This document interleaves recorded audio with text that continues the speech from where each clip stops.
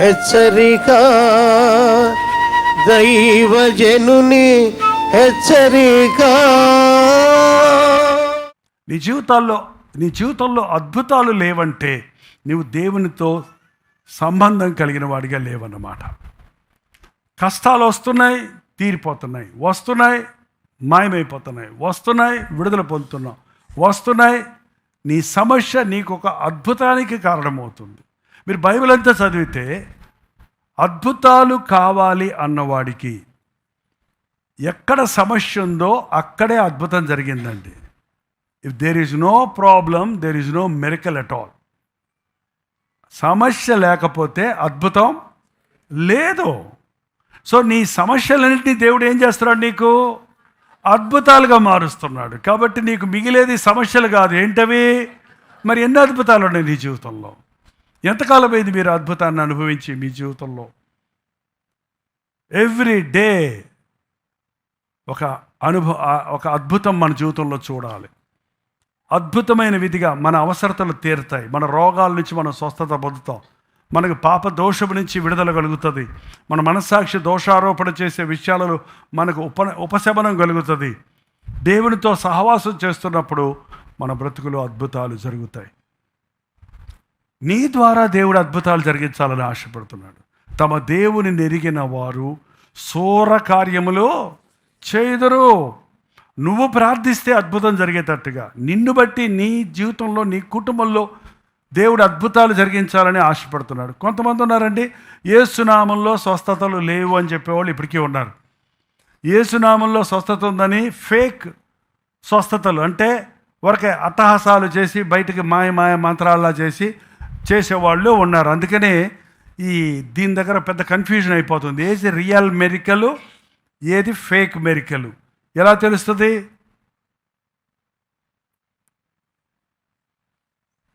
వారి ఫలములను బట్టి వారిని మీరు ఎరుగుదురు. చెట్టులు చూడటానికి బాగానే ఉంటాయి. ఏ చెట్టు ఏదో ఎప్పుడు తెలుస్తుంది? దానికి కాయ వచ్చినప్పుడు, పండు వచ్చినప్పుడు. ఆ పండు ముసిడి పండంత చేదైతే అది చేదుకు చెట్టు.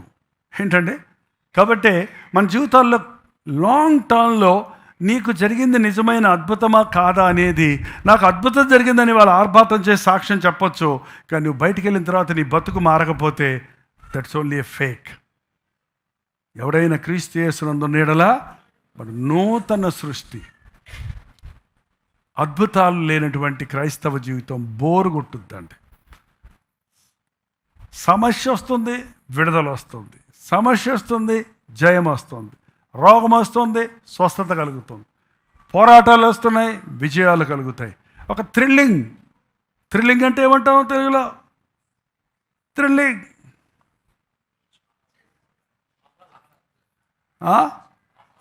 పరుగు పందెంలో పరిగెత్తే వాళ్ళని ఎప్పుడైనా చూసారా? నాకులాగా సూటు బూట్ అన్నీ వేసుకొని పరిగెడతాడా? ఇవన్నీ తీసి పడేస్తాడు. లైట్ వెహికల్ డ్రెస్ వేసుకుంటాడు. పరిగెడుతున్నప్పుడు మళ్ళీ హాయిగా ఉంటుందా? మనకు బాధగా ఉంటుంది. ఎందుకంటే చెమటలో కార్చేస్తుంటాడు, రూపుతుంటాడు, ఆ కర్ర అడ్డు వస్తుంది, హర్డిల్స్ వస్తాయి, దాన్ని ఎగ్గిరి మనం అయ్యో పడతాడేమో అనుకో. వాళ్ళ అమ్మ అక్కడ ఉందనుకో, బతకదు బాబా, అయ్యో నా బిడ్డ అంటుంటారు.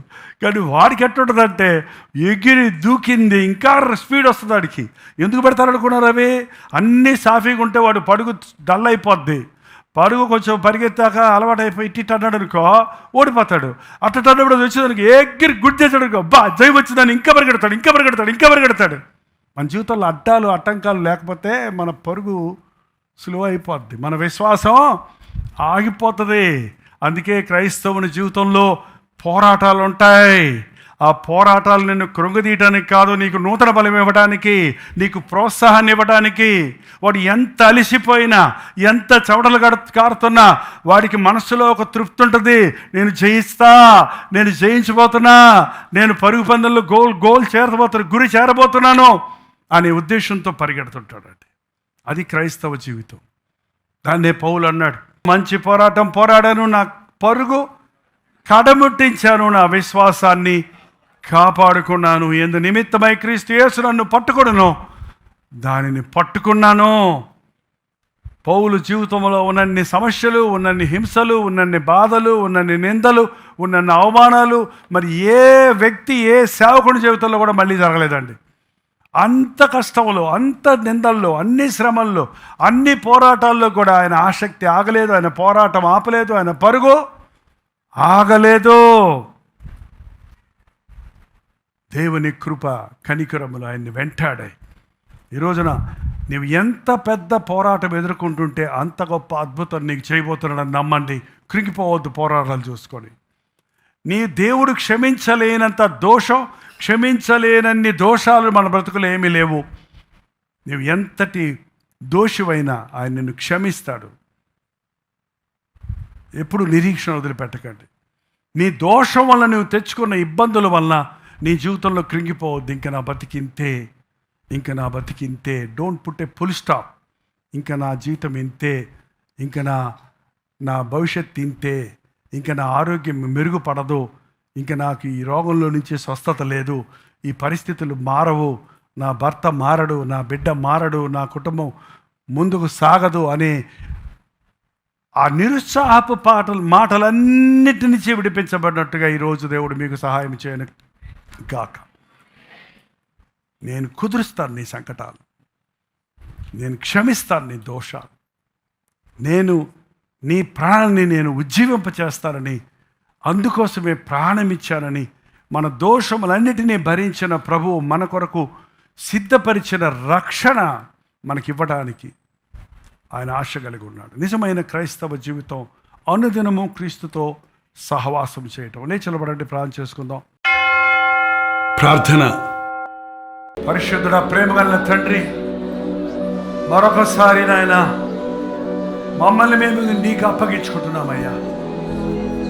అద్భుతాలు, ఆశ్చర్యాలు చేసే దేవా, మా బ్రతికే ఒక అద్భుతమని అనుదినము నీవు చేసే అద్భుతాలను రుచి చూస్తూ ఆ సంకటాలు కుదర్చబడటం, ఆ రోగాలు స్వస్థపడటం, ఆ పాపాలు క్షమించబడటం, నీ ముందు యథార్థవంతులుగా బ్రతుకున్నట్లు, ఆధ్యాత్మిక బలమును పుంజుకున్నట్లు, వ్యక్తిగతమైన ప్రార్థనా జీవితం మాకు దయచే దేవా. నీ ప్రణాళికలు ఎరగటానికి ఆ జీవితాలలో అద్భుత ఆశ్చర్య కార్యాలు అనుదినము అనుభవిస్తూ, నా దేవుడు గొప్పవాడని, అద్భుత ఆశ్చర్య కార్యాలు చేసేవాడని మా చుట్టూ వారికి సాక్ష్యం ఇచ్చుటకు మాకు సహాయం ఇచ్చేది.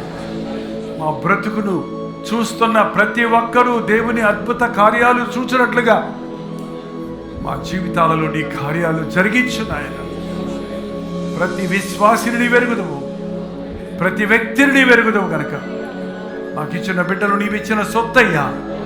మా యవనస్తులు నీవు ఏర్పరచుకున్న వారయ్యా. అపవాది వారిని ముట్టకుండా సహాయం ఇచ్చే మా బిడ్డలు నీ కృపలో భద్రపరచబట్టకు, దేవుని యందు భయభక్తుల్లో ఎదుగుటకు సహాయం ఇచ్చే కుటుంబాలుగా రక్షించబడి ఈ రెక్కల చోటలో దావుటకు సహాయం ఇచ్చే.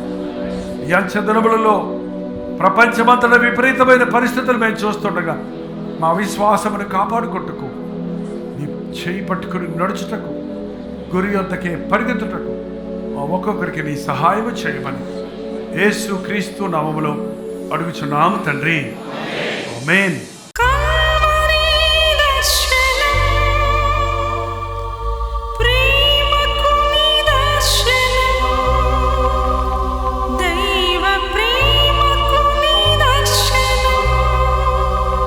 తెలుగు, తమిళ, హిందీ, మలయాళం, బెంగాలీ, ఒరియా అనే 6 భాషల్లో టెలివిజన్ ప్రోగ్రామ్స్ కొనసాగుతూనే ఉన్నాయి.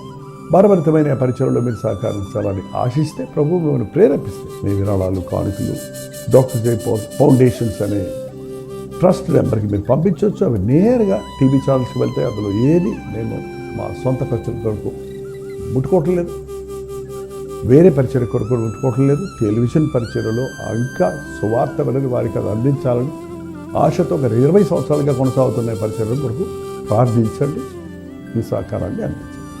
ఈ విషయం మీకు ఇంకా వివరాలు కావాలంటే 89393939 అనే నెంబర్కి మార్నింగ్ 10 నుంచి ఈవినింగ్ 10 లోపల మీరు ఫోన్ చేయండి, వివరాలు గురించి తెలియజేస్తాను.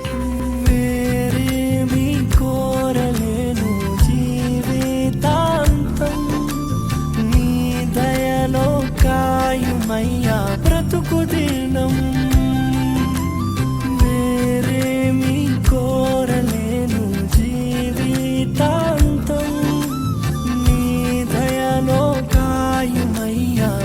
బ్రతుకు దినం నీలాంటి దైవం